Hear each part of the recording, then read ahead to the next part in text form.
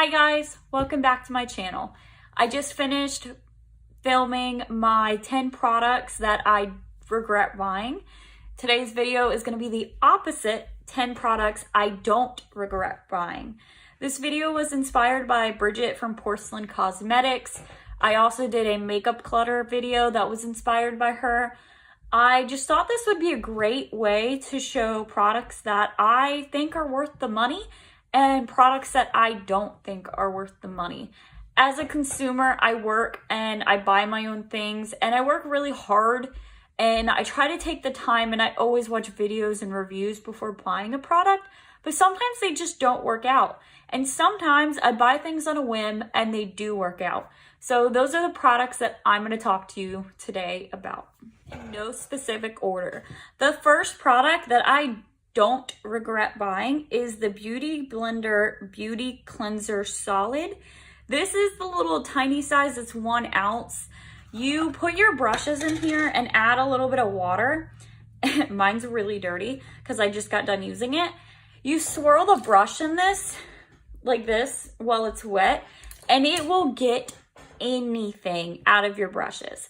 I've tried this with liquid lipstick. I've tried it with FXS makeup. I've tried it with just really pigmented eyeshadows. This is amazing and it's worth the money. It will get anything out of my brushes and I don't regret buying this. This would be a great gift for somebody who has a lot of brushes or even just someone starting off with makeup, so that when you do buy good quality brushes, you can take care of them and make sure that they don't shed excessively. The product I don't regret buying is the Jeffree Star Magic Star Setting Powder and the Jeffree Star Cosmetics Magic Star Concealer. I bought both of these at the same time right when they came out, I believe for the second time, because the shade I needed, C5, was the shade that got stolen a lot of. I really didn't like this product at first, but after I tried it, this is honestly my favorite. It is better than the Shape Tape in my opinion, even though I have multiple backups of the Shape Tape. And this was, again, something I didn't like at first, but once I tried it over and over and over, this makes your face feel like butter and it gives you that flawless airbrush finish. I'm wearing both of these today with an e.l.f. foundation and I feel like my skin looks really good. This keeps your makeup on all day and it doesn't transfer. For me, I have a really hard time with transferring, and this, I feel like when I wear this, it doesn't transfer as bad as if I wear my Laura Mercier translucent setting powder. I just feel like this is a great powder. It keeps my under eyes from creasing. It makes my face makeup last all day. And this with a under eye corrector gets rid of my dark circles like nothing else. It's amazing because I love the shade range in this. I, like Jeffree, am very, very pale. It is very hard to find a product that is too pale for me. And this is borderline too light for me and the shade C5. You can go down to C1. This is amazing, and I like how inclusive he is with the shade range, especially knowing that there's more to come. I don't regret buying these two products. Okay, this might be cheating just a little bit. I'm going to include these as one product. These are the Jeffree Star highlighters. So I have one Supreme Frost in Diamond Wet, and I have two Skin Frost in Siberian Gold and Mint Condition. I also have one of his highlighting palettes. I don't regret buying these, even though they are expensive. These are good quality. The mirrors are big. The product is sturdy. I've dropped these a million times and they have not broken. Even shades like this one that aren't super wearable, you can use it as an eyeshadow, or if you're bold enough like me, you can wear it as a highlight. Every time I wear this, in public, I've worn it when I used to work in the fast food industry. I get compliments on this when I wear this out. The other two, this one is slightly almost too dark for me, but if I mix it with a whiter one, it looks amazing. I like these because they're a little bit more finely milled than the Supreme Frost, but they're still gorgeous. And the Supreme Frost, even though I only have one, which is Diamond Wet, this is more shimmery, more glittery. I love this. It gives you that wet look when you turn your cheek for highlighter, and it just looks amazing. And I know not everybody's into that look, but I personally love Jeffree's highlighters. I think that is something that he does really well. I mean, he pretty much does a lot of things well, but I don't regret spending my money on this. I don't regret these, even though they may not be the most wearable shades for me. I think his highlighters are a great product, and if you're gonna try something from Jeffree Star, honestly, I don't think you can go wrong. The products I have are Anastasia.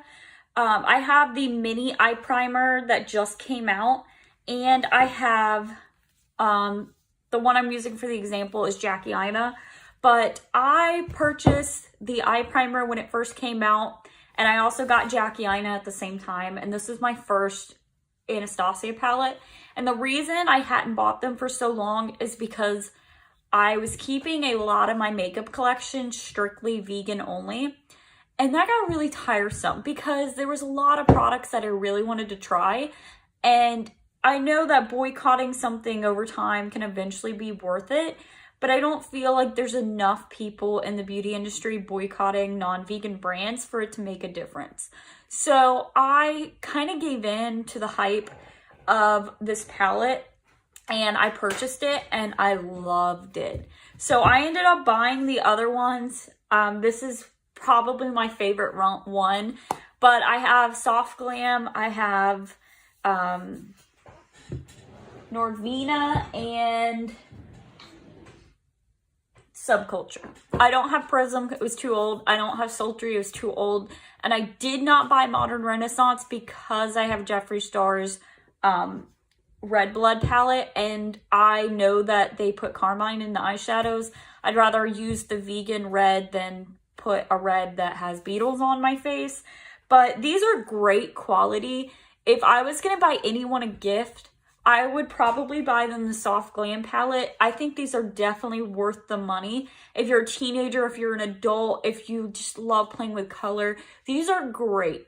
I really do love these. Next product I don't regret buying is another Jeffree Star product, although I'm going to include these as a whole when I say this, and that would be Jeffree Star's eyeshadow palettes. I know that in the products I regret buying video, I did mention Beauty Killer as something I regret buying. I think that his formula has changed a lot since then. So when you look at palettes like Thirsty, Red Blood, Blue Blood, those eyeshadows are amazing. The formula in this is amazing, especially when you're talking about these metallic glitter shades, really comparable to ColourPop's pressed glitters. These are just beautiful. And it doesn't matter if it's Blue Blood or Red Blood or Thirsty or Alien even. These palettes are worth the money. They're good quality. And when you're talking about spending $50 on a palette, you're getting a lot of shades for that price. And compared to like Urban Decay Naked, which is like $52, $54 range, I would rather buy this because you're getting those neutral shades. You're also getting color to experiment with.